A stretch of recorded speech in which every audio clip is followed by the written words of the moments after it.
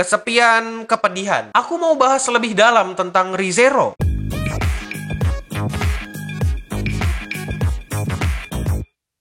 Halo Indogamers, para wibu denial. Selamat datang lagi bersama gua, host yang paling kalian cintai, Admin Yami. Dan selamat datang di acara Wibu Lokal. Acara yang akan membahas anime, manga, dan Jepangan lainnya. Jadi, hari ini aku mau membahas tentang apa yang ada di dalam anime ReZero, alias bedah isi yang lebih dalam dari anime ini. Jadi, ya sudah pasti ada spoiler-spoilernya. Kalau kalian gak suka spoiler, ya silahkan pergi dari video ini. Bagi yang belum nonton, anime ReZero menceritakan tentang Subaru yang dipanggil ke Isekai dan dia punya kekuatan berupa Return by Death. Subaru dipanggil ke Isekai tanpa tahu di sana dia harus ngapain. Jadi dia ngikutin Emilia dan kawan-kawannya. Kalau kalian pikir dia bahagia di Isekai ini, kalian salah banget. Subaru nggak bahagia di dunia ini. Dia menderita. Dari development karakter yang bagus ini, aku memandang ReZero bukan cuma sebagai hiburan, tapi aku bisa memandang sesuatu yang lebih dalam dari anime ini. Pertanyaannya adalah, apa yang kupandang lebih dalam dari anime ini? Yang kupandang lebih dari anime ini adalah cerita tentang kesepian yang dialami Subaru. Dalam anime ini, Subaru memiliki kekuatan bernama Return by Death, dimana kalau dia mati, dia akan kembali mengulang hidup di titik tertentu. Dia sadar dengan kekuatannya saat ada di awal episode 1, ketika dia mati saat dibunuh oleh Elsa yang lagi bunuh-bunuhin semua orang yang ada di toko. Tapi sayangnya, dia nggak bisa ngasih tahu orang lain kalau dia punya kekuatan itu, karena setiap mau ngasih tahu orang lain, jantungnya bakal diremas sama yang ngasih kekuatan. Subaru sudah melewati berbagai macam kematian dan hidup lagi untuk mengulang pilihan. Dia juga sudah sering melihat orang-orang terdekatnya mati di depan matanya, dan gak semua bisa diselamatkan oleh Subaru. Walau dia bisa mati lagi untuk mengulang kejadian itu. Bayangkan, kau mengulang-ulang suatu kejadian, dan yang bisa ingat itu semua cuma kau sendiri. Kau nggak bisa cerita lengkap akan kejadian itu, dan yang orang-orang tahu, iya mereka selamat. Bukan karena Subaru mencari jalur arah cerita yang terbaik. Subaru menanggung beban itu sendiri. Subaru mengorbankan nyawanya sendiri demi menyelamatkan orang-orang yang ada di sekitarnya. Dia sudah sering bunuh dirinya sendiri demi kembali ke titik awal. Dia pernah lompat dari tebing, dan dia juga pernah nusuk tenggorokannya sendiri demi segera mati dan bisa kembali ke masa lalu. Dia pernah berusaha untuk menceritakan kekuatannya ke Emilia dan meluapkan semua emosinya ke Emilia. Tapi Subaru nggak bisa, karena setiap dia ingin menceritakan itu, jantungnya bakal diremas. Emosinya semakin terkikis karena sebelum kematiannya, dia mengalami banyak hal baik dan buruk. Yang pasti, Subaru menjadi lebih dekat dengan orang-orang di sekitarnya. Tapi ketika dia hidup lagi, semua relasi, emosi, dan kenangan yang telah terjalin hilang dalam ingatan semua orang. Hanya Subaru yang ingat dengan apa yang sudah dia lewati. Contohnya, saat dia sudah menjadi dekat dengan Ram dan Rem, ketika dia mati demi menyelamatkan Rem, dia harus mengakrabkan diri lagi mulai dari awal. Pengorbanannya demi Rem juga terasa sia-sia, karena Rem tidak merasakan pengorbanan Subaru. Tapi, kita sebagai penonton tahu, itu semua demi Rem. Tapi apa yang Subaru dapatkan? Nggak ada. Bahkan dia mesti ngulang mengakrabkan diri dengan Ram dan Rem lagi dari awal. Dia juga pernah disiksa oleh kumpulan pemuja sihir bersama Rem. Ia rela bertahan dari siksaan tersebut, tapi hanya dia yang ingat perjuangan itu. Semua orang di anime itu tahu kalau Subaru menderita, tapi gak ada yang tahu kenapa dia menderita, dan gak ada satupun orang yang bisa membantu Subaru dengan kekuatan kutukannya itu. Subaru sudah immortal, namun dirinya hancur karena ia membutuhkan orang yang mengerti penderitaannya. Dia membutuhkan orang untuk berbagi cerita, dan akhirnya dia bertemu dengan Witch of Great. Witch of Great ini bernama Ekidona, dan entah kenapa dia yang bisa mendengar curhatan Subaru dan tahu tentang kekuatan Subaru. Itulah kenapa Subaru bisa teriak dan menangis bahagia ketika dia bisa menceritakan segala masalahnya ke Ekidona di season 2 episode 8. Subaru selalu berpikir kalau satu-satunya cara agar dia bisa menyelamatkan orang lain adalah dengan menjadi orang yang lebih baik dan orang yang lebih kuat. Tapi itu semua cuma merusak hati Subaru lebih dalam, karena dia sadar bahwa yang dapat menyelamatkan nyawa orang-orang adalah nyawanya yang tidak berharga. Dengan mengulang waktu, semua orang akan bahagia dan hanya dia yang boleh menderita asalkan yang lain bahagia. Pemikiran Subaru yang seperti ini yang bikin dia jadi gak segan untuk mati atau bunuh diri demi kembali ke titik tertentu di hidupnya. Satella sebagai orang yang memberi Subaru kekuatan terkutuk ini berkata ke Subaru, jangan sakiti dirimu lagi, jangan bersedih, hargailah dirimu. Setelah mendengar kata-kata itu dari Satella, orang yang dibenci karena kutukannya, Subaru jadi sadar kalau nyawanya berharga dan setiap kematiannya akan menyelamatkan seseorang. Dan sebenarnya di sebuah masa di mana waktu tidak bisa diubah, orang-orang di sekitarnya pun sedih setiap Subaru mati. Selama ini Subaru memakai kekuatan kekuatannya tanpa berpikir, apakah orang akan sedih dengan kematiannya? Itulah hal yang membuat Subaru tidak menghargai nyawanya sendiri dan menanggung beban semua orang. Subaru menjadi pahlawan di setiap kisah orang lain tanpa ada yang tahu bahwa dia mati demi jalan cerita hidup orang lain. Agak lebay kalau aku bilang Subaru adalah pahlawan tanpa tanda jasa, namun yang tepat adalah hero nobody know. One Punch!